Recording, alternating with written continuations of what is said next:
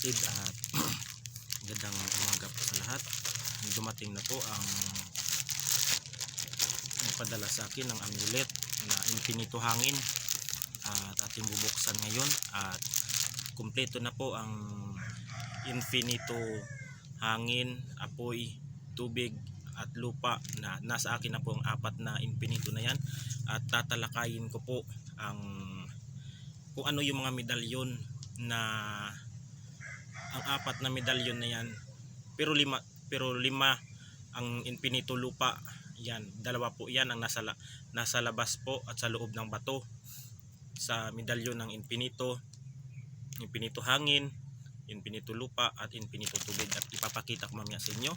At ito na po ang aking hinihintay para makumpleto ko na po ang apat na elemento ng infinito.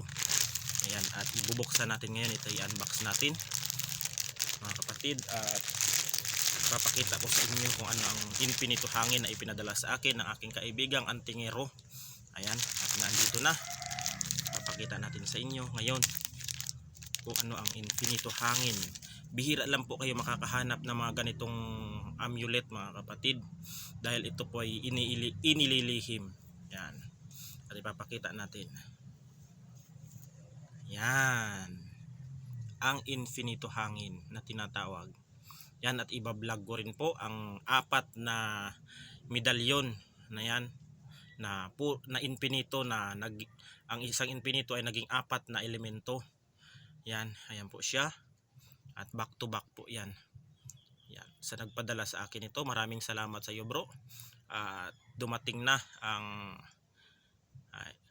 sir, dumating na yung yung pinadala mong infinito hangin sa akin at meron na akong iba-vlog at i-content mamaya na about sa apat na elemento ng infinito Diyos na nag-anyong tubig, elementong tubig, hangin, apoy at lupa. Yan po, at ipapakita natin mamaya. Yan, napakaganda ng ipinadala mo, talagang kitang-kita ang mga letra.